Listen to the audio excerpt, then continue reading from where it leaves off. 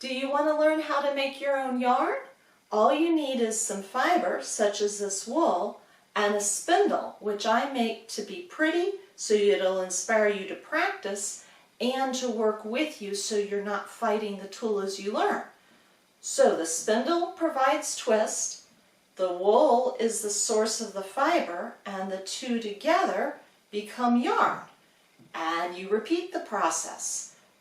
Spindle giving us twist, catching it, parking it, and feeding fiber into that twist that we had built up to make some more yarn. Park and draft, which I just did, is how you get started, and then you're going to learn how to have everything happen at once by the time class is over. So take my Making Yarn on a Spindle class and learn all about it and get your very own spindle that will help you be a great spinner.